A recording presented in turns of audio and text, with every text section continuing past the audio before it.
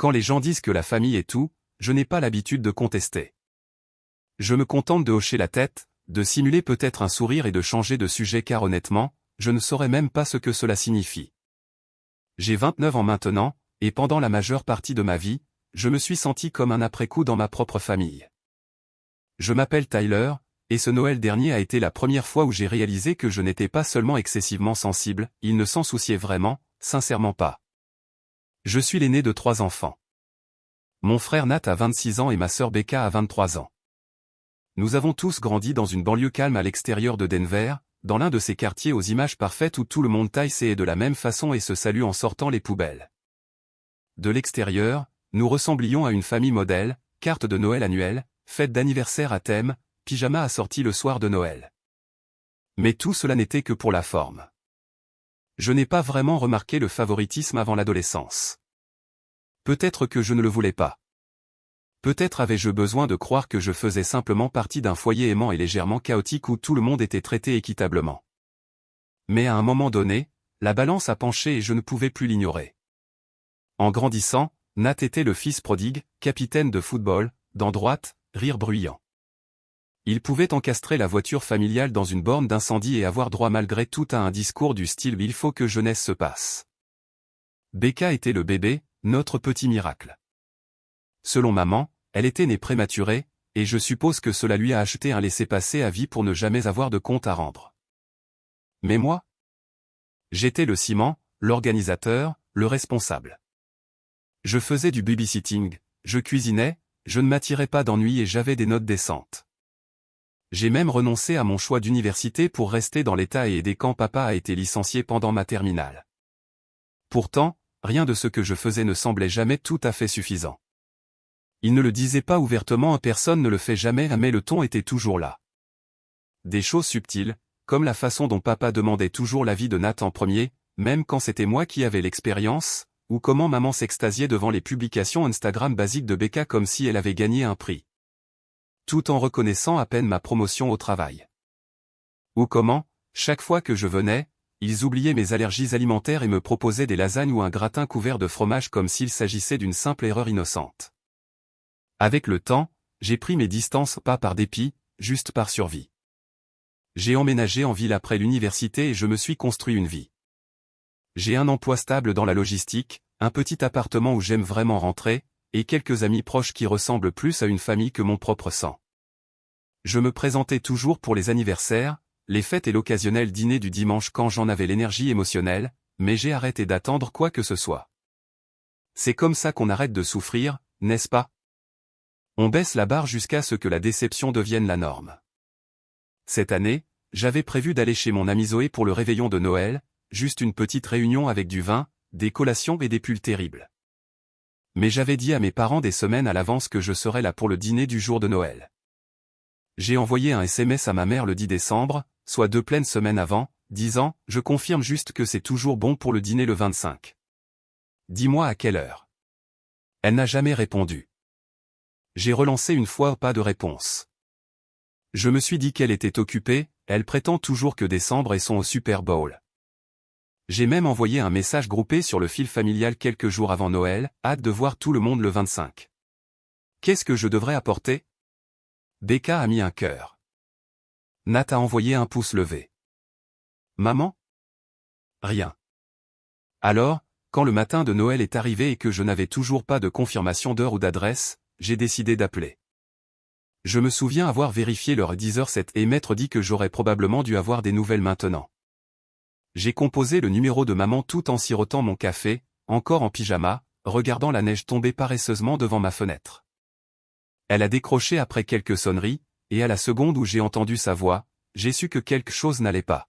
« Allô » a-t-elle répondu, d'un ton un peu trop décontracté, comme si j'étais un voisin posant une question sur le ramassage des ordures. « Salut, maman. Joyeux Noël. J'appelle juste pour savoir à quelle heure commence le dîner. Je dois apporter quelque chose ? » Il y a eu une pause. Pas longue, mais assez longue pour que mon estomac se noue. « Oh, Tyler, nous pensions que tu ne venais pas. » Son ton était plat. Pas d'excuses, pas de surprise, juste un constat. Et derrière sa voix, je pouvais l'entendre, des rires, des verres qui s'entrechoquent, le flux et le reflux de multiples conversations et les sons indéniables d'une maison pleine. Ma maison. Ma famille. J'ai cligné des yeux. Attends, quoi? Eh bien, je veux dire, tu as dit que tu avais des projets avec tes amis. Nous avons supposé que tu serais occupé, alors nous ne voulions pas te mettre la pression. Je t'ai dit que je serais là pour le jour de Noël. Je t'ai littéralement envoyé 2 SMS. J'ai posé des questions sur l'heure du dîner. Elle a hésité, puis a eu ce petit rire sans conviction. Oh, tu sais comment sont les choses. J'ai dû le rater. Ça a été si mouvementé par ici. De toute façon, tout le monde est déjà en train de manger. Peut-être l'année prochaine, chérie. Et juste comme ça, j'ai été congédié à nouveau. Rayé du scénario comme si je n'avais aucune importance. Je sentais ma gorge se serrer, la chaleur monter derrière mes yeux, mais je n'ai rien dit. J'ai juste raccroché. Je ne me faisais pas confiance pour parler.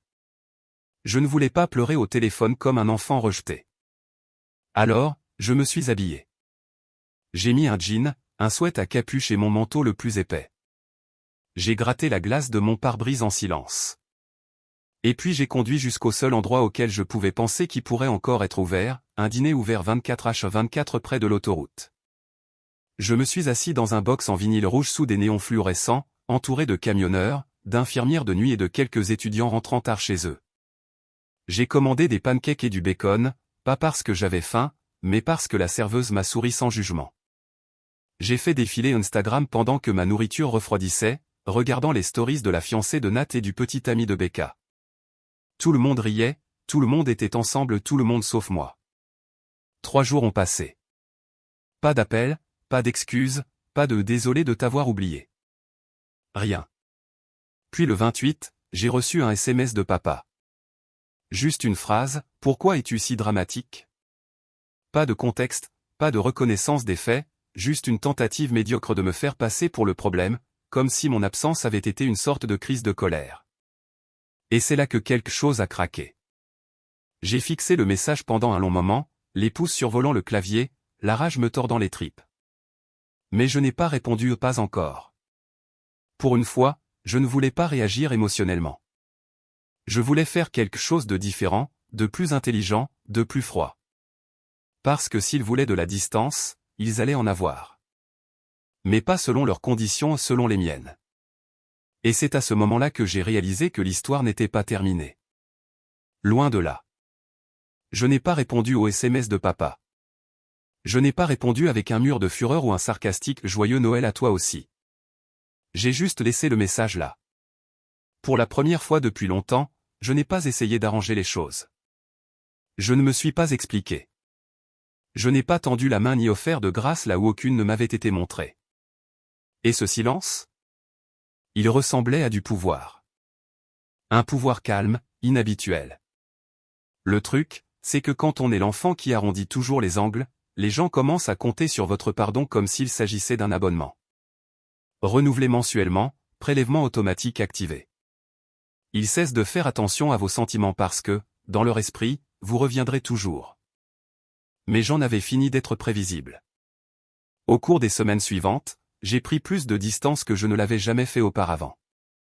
J'ai arrêté de répondre sur le fil de discussion familiale. J'ai laissé les messages de bonne année de Becca et Nat sans réponse. J'ai laissé le SMS de maman de mi-janvier demandant « J'espère que tu vas bien » stagner dans mes notifications jusqu'à ce qu'ils disparaissent sous les emails de travail et les alertes de livraison Amazon. Je n'étais pas mesquin. J'étais juste fatigué. Et plus que fatigué, j'en avais fini de faire semblant de ne pas remarquer la façon dont j'avais toujours été traité comme une option. Mais le propre de la dynamique familiale est qu'elle n'aime pas le changement. Quand un rouage s'arrête de tourner, toute la machine se grippe. Cela a commencé subtilement. Nat m'a appelé un après-midi de février, d'un air décontracté. « Et mec, quoi de neuf ? Tu es bien silencieux. » J'ai été tenté de dire « J'essaie juste quelque chose de nouveau », mais au lieu de cela, j'ai joué la carte encore plus froide. Occupé par le travail. Il a ri. Elle ne m'a pas répondu pendant 2 semaines avant Noël et a apparemment organisé un dîner sans moi. J'ai donc pensé que le message était clair. Il y a eu une pause. Puis, Sur ce même ton qu'il a toujours utilisé pour minimiser les choses sérieuses, Nat a dit, « Mec, allez. Tu exagères. Elle pensait que tu ne venais pas. Simple erreur.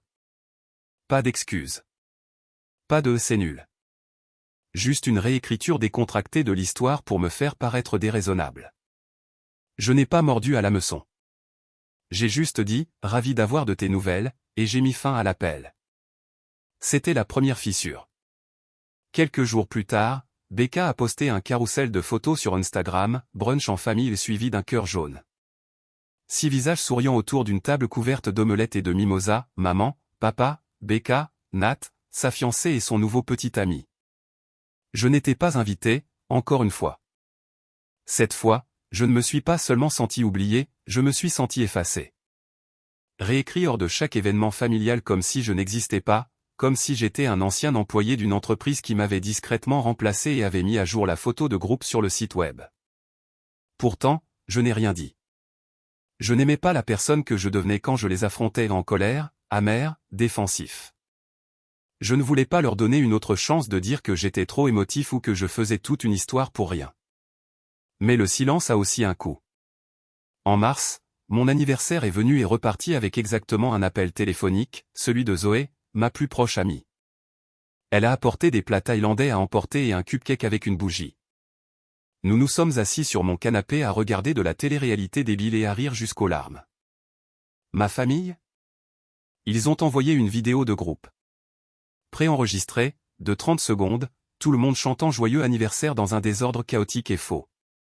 À la fin, maman s'est penchée vers l'objectif et a dit « Je t'aime, Thaï », avant de se retourner vers Nat et de dire « D'accord, maintenant finissons de dresser la table ». Aucun message personnel. Aucun appel, juste un clip familial recyclé comme si j'étais un cousin éloigné dont ils se souvenaient à peine. C'est à ce moment-là que je les ai tous désabonnés sur Instagram. Je me suis retiré de la discussion familiale. J'ai modifié mes paramètres de confidentialité pour qu'ils ne puissent plus voir mes publications sans mon approbation. Pas pour être dramatique, pour me protéger. Parce que cela faisait trop mal de les voir vivre une vie pleine et heureuse alors que j'étais traité comme un fantôme. Mais le véritable point de rupture est survenu en avril. Et ce n'était pas à propos de moi. C'était à propos de grand-mère. La mère de mon père, Eleanor, avait toujours été la seule dans la famille à me traiter comme si je comptais. Elle était vive, directe et généreuse d'une manière discrète. Quand j'étais enfant, elle m'a appris à faire des pancakes à partir de rien et m'a raconté des histoires sur sa jeunesse pendant la guerre. Elle n'avait jamais de favoris. À chaque anniversaire, elle envoyait une carte écrite à la main avec un billet neuf glissé à l'intérieur et un mot qui disait toujours « Je te vois ». Je ne l'avais pas vue depuis la fête de l'Action de grâce, et quand je l'ai appelée au début du mois d'avril, elle semblait fatiguée. « Oh, juste un rhume », a-t-elle dit. Rien d'inquiétant. J'ai proposé de venir lui rendre visite, mais elle a balayé l'idée. Cela ne me semblait pas normal. J'ai demandé à maman quelques jours plus tard comment allait grand-mère, et elle a répondu « Elle va bien, juste un peu fatiguée. Becca reste avec elle certaines nuits. N'est-ce pas mignon ? Je voulais lui rendre visite, mais j'étais submergé par un audit logistique au travail et je ne pouvais pas prendre de congé cette semaine-là, alors j'appelais tous les 2 jours. À chaque fois, la voix de grand-mère semblait un peu plus faible. Puis le 17 avril, j'ai reçu un SMS de Becca à 6h43, grand-mère est décédée hier soir. Pas d'appel. Pas d'avertissement. Pas de « viens vite » quand les choses ont empiré. Juste un message plat, comme une notification d'une application qu'on n'a jamais demandée. J'ai appelé immédiatement. Becca n'a pas répondu. Nat non plus. Maman a fini par décrocher au 3e essai, et sa voix était étrangement posée. Elle est partie dans son sommeil, a-t-elle dit. Nous ne voulions pas t'alarmer. Il n'y a pas eu le temps. Est-ce que quelqu'un m'a au moins dit qu'elle allait plus mal, ai-je lancé. Je serais venu en un instant. Maman a soupiré. Tyler, ne commence pas. Tu as été clair sur le fait que tu ne voulais plus être impliqué dans cette famille. Nous respections tes limites. J'ai failli lâcher le téléphone. De quoi tu parles ? Je l'ai appelé. J'ai essayé. C'est vous qui m'avez mis à l'écart. Elle n'a pas répondu. Elle a juste expiré brusquement et a dit, la cérémonie est vendredi. Becca s'occupe de la liste des invités. La liste des invités, comme s'il s'agissait d'un mariage ou d'un gala. Comme si je risquais de ne pas être retenu. Je n'ai pas dormi cette nuit-là. Je suis resté assis sur mon canapé à fixer le dernier SMS que grand-mère m'avait envoyé 2 semaines plus tôt. Il disait simplement « Je pense à toi aujourd'hui. J'espère que le travail n'est pas trop stressant. » Je me suis quand même présenté à la cérémonie, vêtu d'un pantalon noir et d'une chemise repassée, serrant un bouquet que j'avais acheté moi-même car je savais que personne ne penserait à m'en donner un. Dès que je suis entré, j'ai senti les regards sur moi. Becca avait l'air surprise. Nat avait l'air agacé. Ma mère s'est approchée, les lèvres serrées. « Nous n'étions pas sûrs que tu viendrais, » a-t-elle dit. « C'était ma grand-mère, » ai-je répondu. « Bien sûr que je suis venu. » Maman n'a pas dit « Je suis contente que tu sois là. » Elle ne m'a pas serré dans ses bras. Elle a juste hoché la tête et s'est éloignée. Pendant l'éloge funèbre, Nat a pris la parole. Becca aussi. Ils ont raconté comment grand-mère les avait toujours encouragés, soutenus, comment elle donnait les meilleurs conseils, avait toujours des biscuits qui les attendaient et les faisaient se sentir spéciaux. Ils ne m'ont jamais mentionné, pas une seule fois. C'était comme si je n'avais pas existé dans sa vie. Et quand la cérémonie s'est terminée, alors que tout le monde se rassemblait autour de la table de réception avec des finger sandwich et du café bon marché, j'ai surpris Becca disant à quelqu'un « Oui, ça a été vraiment dur pour moi. » J'étais pratiquement sa préférée. C'était ça. Le moment où quelque chose de profond en moi s'est brisé. Je suis parti discrètement. Pas d'adieu, pas d'assiette de nourriture, juste le bouquet, que j'ai déposé délicatement sur la pierre tombale avant que quiconque n'y arrive. Cette nuit-là, je me suis assis dans mon appartement et j'ai réalisé quelque chose de terrible. Ils ne m'ont pas seulement oublié, ils voulaient m'oublier. Ils voulaient une version de la famille qui ne m'incluait pas, une version où je n'étais pas celui qui était gênant, émotionnellement conscient, soulignant l'hypocrisie ou dénonçant le favoritisme. Ils voulaient un livre d'images où Becca était le bébé adorable, Nat le fils fiable, et où j'étais coupé au montage, recadré de la photo de famille. Mais on ne peut effacer quelqu'un qu'un certain nombre de fois avant qu'il ne cesse d'être silencieux. Et c'est alors que je me suis souvenu de quelque chose que grand-mère m'avait dit un jour. Nous cuisinions, j'avais peut-être 16 ans et je me plaignais du fait que maman agissait toujours comme si les projets artistiques de Becca étaient dignes d'un musée alors que mes trophées d'expo science étaient juste mignons. Elle m'a regardé avec ses yeux gris féroces et a dit « Être ignoré est une forme de violence lente. Les gens qui le font comptent sur ton silence. Prends des notes, chérie. Un jour, ils regretteront de t'avoir sous-estimé. » Alors, j'ai commencé à prendre des notes, et j'ai commencé à préparer quelque chose qu'ils ne verraient jamais venir. Mais j'y reviendrai. Après les funérailles de grand-mère, le silence entre ma famille et moi s'est transformé en quelque chose de différent. Ce n'était pas seulement un manque de communication, c'était un vide, une douleur creuse qui restait avec moi-même quand je ne pensais pas à eux. Je ne m'attendais pas à un appel, je ne m'attendais pas à des excuses. Mais une partie irrationnelle de moi pensait encore que peut-être ils me contacteraient. Peut-être que maman enverrait un message tard dans la nuit disant « J'ai pensé à toi ». Peut-être que Becca appellerait et dirait « Tu as toujours fait partie de sa vie. Je suis désolé que nous t'ayons fait ressentir le contraire. » Mais rien n'est venu. Pas un mot. Et lentement, cet espace vide en moi s'est rempli de quelque chose de plus lourd que le chagrin, de la clarté. Pour la première fois de ma vie, j'ai arrêté d'essayer de comprendre ce qui n'allait pas chez moi. J'ai arrêté de relire les SMS, en me demandant si je paraissais trop froid, trop exigeant ou trop distant. J'ai arrêté de rationaliser leur comportement. J'ai arrêté de faire comme si je devais prouver ma valeur à des gens qui s'étaient déjà fait une opinion sur moi. Mais lâcher prise, ce n'était pas net ni facile. Les jours suivant les funérailles ont été brutaux. Je me réveillais au milieu de la nuit, la mâchoire si serrée que je pensais que mes dents allaient se fendre.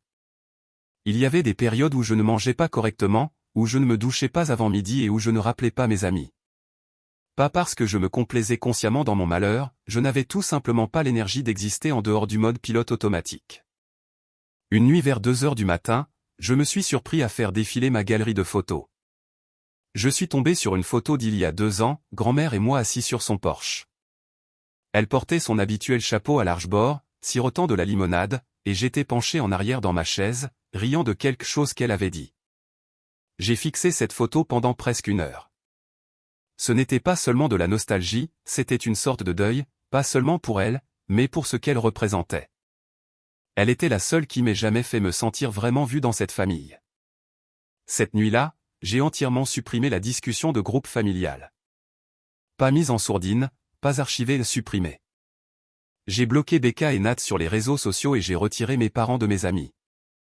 Je n'ai rien posté de dramatique ou de cryptique, j'étais simplement parti. Je m'étais effacé de leur vue, de la même manière qu'ils m'avaient effacé de la leur. Le lendemain matin, je me suis réveillé en me sentant étrangement calme. C'était le début de quelque chose de nouveau. Le travail est devenu mon ancrage. J'avais toujours été fiable, mais maintenant j'étais hyper concentré. J'ai commencé à arriver tôt, à rester tard et à me porter volontaire pour les tâches dont personne ne voulait, audit de fret tardif, appel de négociation avec les fournisseurs, même des visites d'entrepôt le samedi. Ce n'était pas que j'aimais ça, mais cela donnait une structure à ma journée. Cela me donnait un endroit où diriger toute l'énergie restante que je ne gaspillais plus dans la déception familiale. Et les gens l'ont remarqué. Vers la fin du printemps, ma responsable, Chérie, m'a appelé dans son bureau. Tyler, je ne sais pas ce qui t'arrive ces derniers temps, mais tes chiffres sont stellaires. Tu as pris en charge 2 projets pour moi sans même que je te le demande. Je t'ai recommandé pour le poste de chef d'équipe. Il s'ouvre au prochain trimestre. J'ai cligné des yeux. Vraiment? Elle a souri. Vraiment. Tu as fourni les efforts nécessaires. Je le vois. Cette dernière phrase m'a frappé comme une brique. Je le vois. J'ai quitté la réunion et je suis resté assis dans ma voiture pendant un moment, fixant le volant. Chérie ne savait pas à quel point cette simple déclaration comptait, mais elle a fissuré quelque chose en moi, une petite voix têtue qui disait « Tu n'es pas invisible ». À cette époque, j'ai aussi recommencé à aller à la salle de sport. Pas avec un immense objectif de transformation en tête, je ne cherchais pas les tablettes de chocolat ou un corps de vengeance, j'avais juste besoin de bouger, d'évacuer l'amertume par la sueur. Ça a commencé par 3 jours par semaine, 20 minutes de cardio et un entraînement de musculation léger. Finalement, c'est devenu 5 jours. J'ai commencé à mieux dormir. L'appétit est revenu. Mes épaules semblaient moins pesées comme des blocs de béton. Zoé a remarqué le changement avant moi. Tu es différent, a-t-elle dit un jour alors que nous nous promenions dans une foire de quartier. Plus léger. Pas physiquement, je veux dire ton énergie. Tu ne le portes plus sur ton dos. Porteur quoi? Elle m'a lancé un regard. Ta famille. Je n'ai pas répondu tout de suite, j'ai juste hoché la tête. Je pense que j'ai fini par lâcher le poids. Elle a passé son bras sous le mien. Fier de toi. Je n'ai pas pleuré, mais j'aurais pu. Ce n'était pas toujours un long fleuve tranquille, bien sûr. Une nuit de juin, j'ai reçu un appel d'un numéro inconnu. J'ai laissé passer vers la messagerie vocale. Plus tard, je l'ai écouté dans le noir. C'était mon père. Écoute, je sais que tu es en colère. Ta mère n'arrête pas de dire qu'on doit te laisser te calmer, mais ça fait des mois. Juste. Donne-nous peut-être un coup de fil. On est toujours une famille. Je n'ai pas rappelé. Pas parce que j'étais rancunier, mais parce que j'avais commencé à réaliser que les gens qui causent de la douleur veulent souvent renouer le contact sans assumer leurs responsabilités. Ils ne veulent pas dire « je t'ai fait du mal ». Ils veulent dire « passons à autre chose ». Et je n'avais aucune envie de sauter l'étape où ils reconnaissaient ce qu'ils avaient fait. Alors, j'ai continué. Cet été-là, j'ai rejoint un club de lecture et j'ai fait un court voyage d'un week-end à Portland, seul. J'ai commencé une thérapie, quelque chose que j'avais toujours eu l'intention de faire mais que je n'avais jamais fait passer en priorité. Ma thérapeute, Dana, ne m'a pas interrogé sur ma famille tout de suite. Mais quand je lui ai enfin raconté toute l'histoire de Noël, l'appel téléphonique, le restaurant, le SMS de papa, elle n'a pas eu l'air surprise. C'est de l'abandon émotionnel, a-t-elle dit calmement. Tu n'es pas fou d'être blessé par ça. En fait, je serais plus inquiète si tu ne l'étais pas, c'était la première fois que j'entendais quelqu'un nommer cela. Nous avons passé beaucoup de temps à déballer des choses que j'avais enfouies, les années passées à jouer les médiateurs, la culpabilité que je ressentais en m'éloignant, la peur que d'une manière ou d'une autre, j'ai causé tout cela. On ne peut pas mériter l'amour de quelqu'un à force d'efforts, a dit Dana un jour. Et tu n'as pas à rester là où tu n'es pas estimé juste parce que c'est le sang. J'ai noté celle-là. À l'automne, j'ai été officiellement promu chef d'équipe. Cela s'accompagnait d'une augmentation de salaire et d'un nouveau bureau, petit, mais le mien. J'y ai apporté une plante, j'ai accroché une carte du Colorado encadrée et j'ai rempli le tiroir du bas de collation. C'était le premier espace que je sentais vraiment mien, comme si j'avais construit quelque chose que personne ne pouvait m'enlever. Lors du dîner de célébration, mes collègues ont porté un toast en mon honneur. Zoé a levé son verre et a dit, à Tyler, qui travaille plus dur que quiconque je connaisse et qui connaît enfin sa valeur. J'ai souri sincèrement et nous avons trinqué. Le lendemain matin, j'ai reçu une lettre recommandée par la poste. Elle venait de l'avocat de grand-mère, et c'est là que tout a changé. L'enveloppe était épaisse, trop lourde pour être juste un mot ou une copie de l'avis de décès. À l'intérieur se trouvait une lettre officielle, timbrée et scellée, avec l'adresse d'un cabinet d'avocats du centre-ville. Cher Monsieur Tyler Monroe, commençait-elle. La présente lettre sert d'avis que votre grand-mère, Eleanor Monroe, vous a désigné comme bénéficiaire principal de sa succession. Je me suis assis lentement, le cœur battant la chamade. Elle continuait et se terminait ainsi, veuillez trouver les détails de la distribution de la fiducie ainsi que sa lettre personnelle qui vous est adressée. Une fiducie. J'ai lu le détail 3 fois. Elle m'avait laissé 150 000 $ en espèces. Une note séparée indiquait qu'elle m'avait également transféré la propriété de son appartement, le même modeste 2 pièces qu'elle avait habité pendant 20 ans. Il y avait une lettre écrite à la main de son écriture familière. Mon chéri, commençait-elle. Je savais que les choses seraient compliquées après mon départ. Je savais que tes parents essaieraient de t'évincer de tout comme ils l'ont toujours fait. C'est pourquoi j'ai réglé les choses moi-même sans le dire à personne. Tu n'as jamais été invisible pour moi, jamais un fardeau, jamais une déception. Tu étais le seul à venir me voir sans rien attendre en retour. Tu étais le seul à me voir pas seulement comme une personne vieille et déclinante, mais comme moi. C'est ma façon de te voir en retour. J'ai lu cette lettre 5 fois. Puis j'ai pleuré. Pas le genre de pleurs discrets, une larme à la fois, j'ai sangloté. Des sanglots laids, désordonnés, les épaules secouées. Ce n'était pas pour l'argent ou l'appartement. C'était parce que quelqu'un m'avait choisi délibérément, tranquillement, sans fanfare ni culpabilisation, juste de l'amour, pur et réel.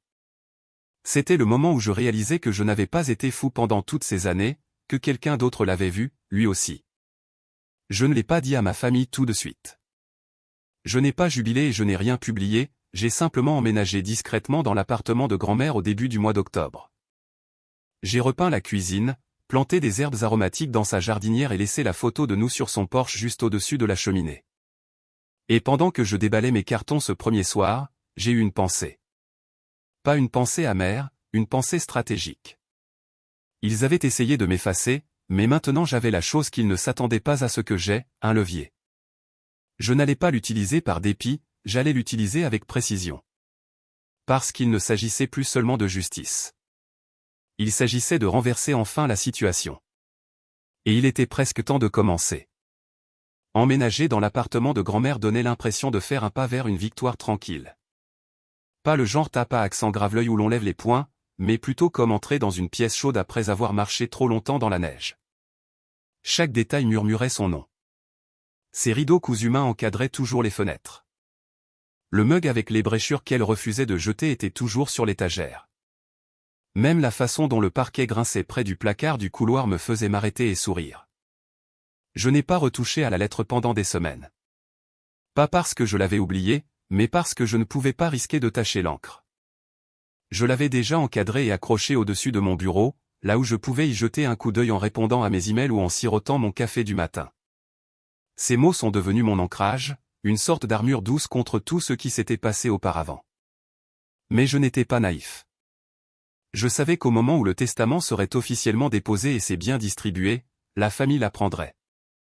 Il y aurait des questions, peut-être de l'indignation, certainement de la confusion. Et quand il viendrait frapper à ma porte et il viendrait, je ne voulais pas seulement être prêt. Je voulais être incontestable. Alors, j'ai commencé à jeter les bases tranquillement, pensivement, sans drame, sans émotion irréfléchie et sans brûler les ponts. Si cela devait être le moment où il me voyait enfin, me voyait vraiment, alors je n'allais pas y entrer en trébuchant. J'allais y entrer en portant une couronne dont ils ignoraient l'existence. D'abord, j'ai rencontré l'avocat de grand-mère. Il s'appelait Roger Glenn, un avocat spécialisé en succession aux cheveux gris et pragmatique, qui parlait comme si chaque mot lui coûtait de l'argent. Il avait travaillé avec grand-mère pendant plus d'une décennie, et il était clair dès le départ qu'il la respectait profondément. Elle a formulé ses volontés très clairement, m'a-t-il dit en joignant les mains. Personne ne peut contester cela à moins qu'il n'y ait des preuves irréfutables de fraude ou de coercition, ce qui n'est pas le cas. J'ai hoché la tête. Est-ce que ma famille a dit quelque chose? Sa bouche a tressailli, esquissant à peine un sourire. Votre mère a appelé 2 fois. Votre sœur a laissé un message vocal. Votre frère est passé sans prévenir la semaine dernière. Que leur avez-vous dit? Je leur ai dit que la succession était traitée conformément au testament d'Eleanor Monroe et que toutes les questions devaient être soumises par écrit. J'ai souri. Vous êtes doué pour ça. Il n'a pas souri en retour. C'est ce qu'elle m'a demandé d'être. Je suis parti avec un dossier de documents juridiques, les clés de son coffre-fort et le sentiment pesant au creux de l'estomac que je portais désormais quelque chose de beaucoup plus lourd qu'un héritage. Je n'en étais pas seulement le destinataire, j'étais l'exécuteur de son dernier message.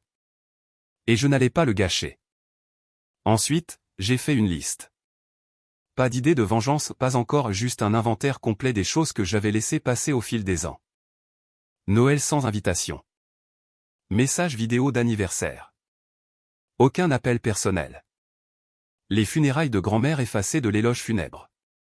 SMS ignoré. Histoire réécrite. Gaslighting émotionnel répété. Le lire à haute voix m'a serré l'estomac, mais cela a aussi clarifié quelque chose, je ne faisais pas de cinéma. Je gardais les preuves. Et il ne s'agissait pas seulement de dépit, il s'agissait de tracer une ligne. Si je devais les affronter à nouveau, je devais être capable de les regarder dans les yeux sans ciller. J'ai aussi commencé à tout documenter.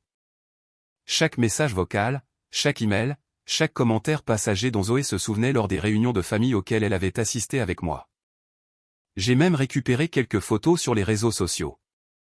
Les publications de brunch de Becca. La légende de Nat sur le fait de passer les fêtes avec les personnes qui comptent le plus. La table de Noël de maman avec un service complet de 6 chaises. Parce que quand tout cela serait révélé, l'argent, l'appartement, la lettre, je savais qu'ils prétendraient que je m'étais retourné contre eux, que j'avais été froid, distant et ingrat. Je devais être prêt pour cela. Pas pour me justifier auprès d'eux, mais pour me protéger de leur version révisée de l'histoire. Puis est arrivée la partie que je n'attendais pas, les gens ont commencé à remarquer. Cela a commencé au travail. Mon nouveau bureau. Ma garde-robe un peu plus élégante. La confiance qui avait tranquillement remplacé mon ancienne déférence prudente. Des collègues me demandaient si je voyais quelqu'un, si j'avais gagné à la loterie ou si j'écrivais secrètement un roman.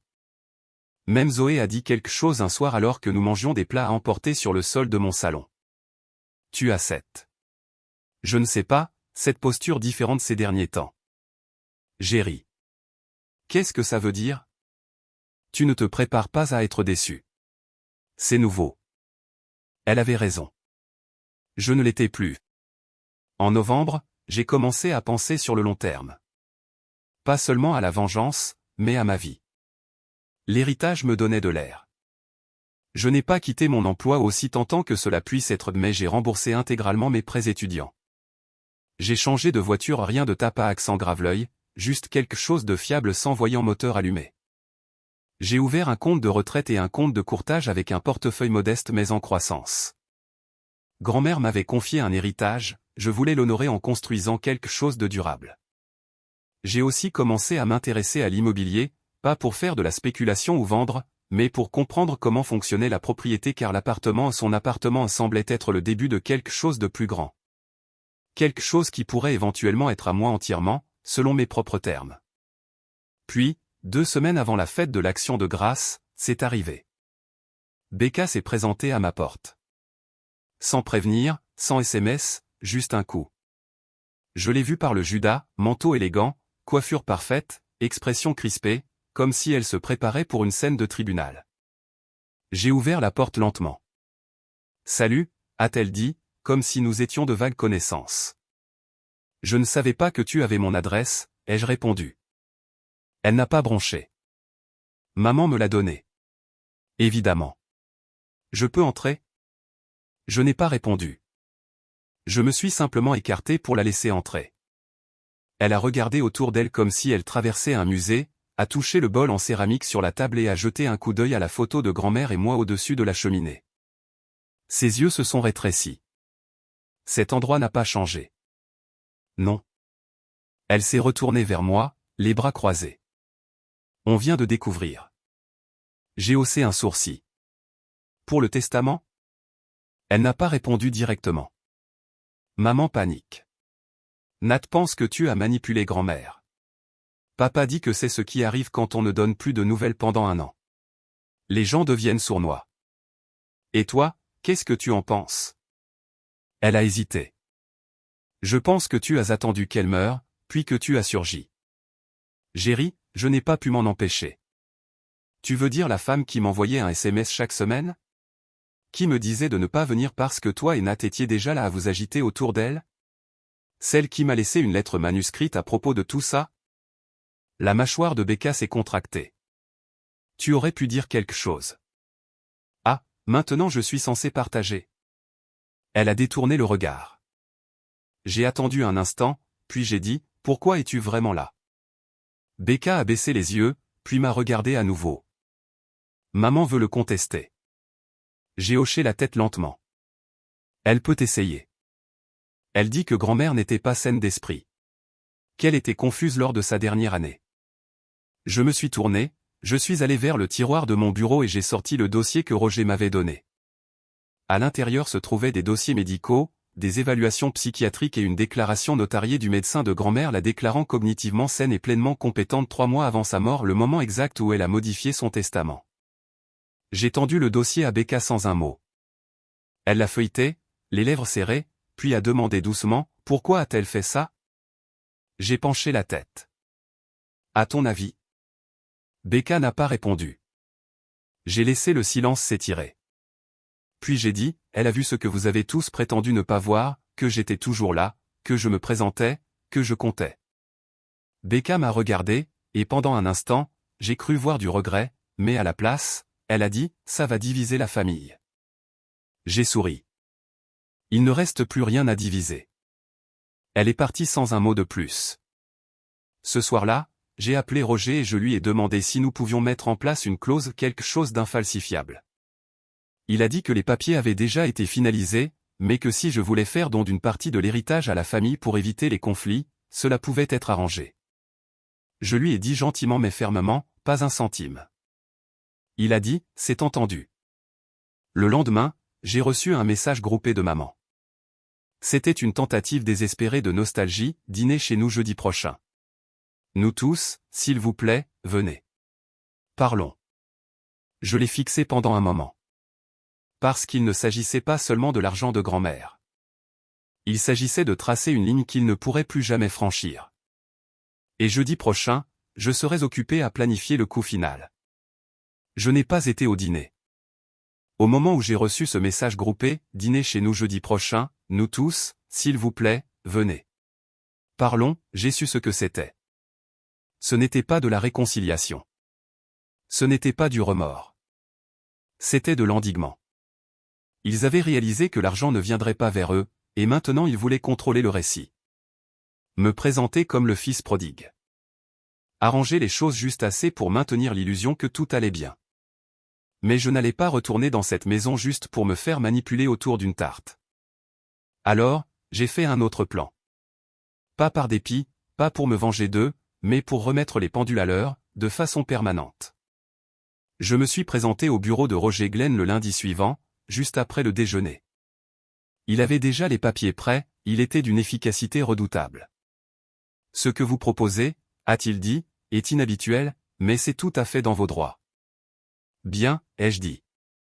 Je veux que tout soit clairement stipulé. Il a hoché la tête, retournant le dossier pour que je puisse voir la version finale. C'était une lettre d'intention publique, un document formel joint au dossier de la fiducie et de la succession, juridiquement contraignant, divulguant mes décisions avec une justification limpide. Il y était stipulé que les biens d'Eleanor Monroe, y compris sa maison, sa fiducie financière et ses effets personnels, m'avait été légué à sa demande explicite et inébranlable. Il comprenait une lettre de son médecin affirmant sa compétence mentale au moment de la révision du testament. Il comprenait une déclaration sous serment signée par Roger lui-même, relatant plusieurs conversations au cours desquelles ma grand-mère avait exprimé ses inquiétudes concernant le favoritisme familial, la négligence émotionnelle et un désir profond de s'assurer que j'étais protégé contre l'effacement. Et enfin, il comprenait ma déclaration écrite. Je l'ai gardée simple. Pas d'insultes, pas de dramaturgie, juste la vérité, je ne suis pas en colère. Je ne suis pas vengeur. Je ne suis plus blessé. Mais je ne participerai plus à un système de mémoire sélective et de récits de complaisance. Ma grand-mère m'a vu quand les autres ne le faisaient pas. Cet héritage n'est pas une question d'argent. C'est un symbole de reconnaissance, chose que ma famille immédiate ne m'a jamais donnée. En tant que tel, je n'ai aucune intention de partager, de distribuer ou de négocier une quelconque partie de celui-ci. Je souhaite le meilleur à mes parents, mais je ne permettrai pas que mes limites soient violées au nom de la famille. Ce chapitre est clos. Roger l'a déposé le lendemain. En une semaine, cela a fait partie du dossier officiel de la succession, accessible de plein droit par toute personne nommée dans la fiducie familiale d'origine. Les retombées ne se sont pas fait attendre. La fois suivante où j'ai eu des nouvelles de ma mère, ce n'était pas un appel téléphonique. C'était un email. Objet, l'héritage de ta grand-mère. Je suis resté dessus un moment, puis je l'ai ouvert. Le ton était de la glace enveloppée dans du coton. Tyler, nous avons lu la déclaration. Je ne prétendrai pas que nous n'avons pas été blessés. Je ne suis pas d'accord avec la façon dont tu as géré cela, mais je reconnais que c'est ta décision. J'espère seulement pour toi que tu ne regretteras pas d'avoir coupé les ponts avec ta famille. Nous aimions ta grand-mère, nous aussi. Tu n'es pas le seul à qui elle manque. Il n'y avait pas d'excuses, pas de remise en question, aucune reconnaissance de ce qu'ils avaient fait. Juste une autre tentative de me faire culpabiliser pour me faire revenir dans le rang. Je n'ai pas répondu. À la place, j'ai fait quelque chose de mieux. L'appartement de grand-mère avait une deuxième chambre qu'elle avait toujours utilisée pour le stockage. Au cours des mois suivants, je l'ai transformé en toute autre chose, un bureau privé tapissé de bibliothèques, avec un éclairage doux et un grand tableau d'affichage couvert de notes. Pas des notes de vengeance, des notes de rédemption. C'est devenu mon espace de planification, mon quartier général tranquille. J'ai commencé à travailler avec une organisation à but non lucratif qui se concentrait sur les adultes survivants d'aliénation familiale, coaching, ressources, outils juridiques et événements communautaires. Je ne l'ai dit à personne au travail et je n'ai pas fait de grande annonce. J'ai simplement commencé à me présenter, à faire du bénévolat et à partager mon histoire. Il était choquant de voir combien de personnes se présentaient à ces réunions avec les mêmes histoires, les mêmes sourires crispés et la même honte dans les yeux, comme s'ils étaient le problème parce qu'ils voulaient de la gentillesse. Un soir, après un atelier, une femme m'a pris à part. Mon frère me dit que je suis égoïste de limiter les contacts, a-t-elle dit. Que j'exagère les choses. J'ai souri doucement. Alors c'est que vous faites ce qu'il faut. Elle a cligné des yeux. Vous le pensez vraiment? J'ai hoché la tête. S'ils sont contrariés que vous ayez posé des limites, cela signifie qu'ils profitaient du fait que vous n'en aviez pas. Elle a ri à travers ses larmes. Vous parlez comme quelqu'un qui est déjà passé par là. J'ai marqué une pause, puis j'ai dit, on peut dire ça. En février, j'ai reçu une invitation formelle par la poste. Le mariage de Nat. L'enveloppe était épaisse bordure dorée, calligraphie personnalisée. Je l'ai ouverte lentement, presque amusé. Vous êtes cordialement invité au mariage de Nathan Monroe et Jessica Fields. Le 11 mars au domaine Evergreen Garden. Il y avait un mot écrit à la main en bas, ça compterait beaucoup si tu venais. Pas de pression. Je l'ai regardé pendant un long moment. Puis j'ai répondu, non, et je l'ai renvoyé par la poste le lendemain matin. Pas pour être mesquin, mais pour être clair, je ne faisais plus partie de ce monde-là. Mais les mariages ont une façon de rassembler les gens et de révéler les fractures. La semaine suivant le mariage de Nat, Zoé m'a envoyé une capture d'écran. Ça venait de Facebook. Becca avait publié un album photo de l'événement.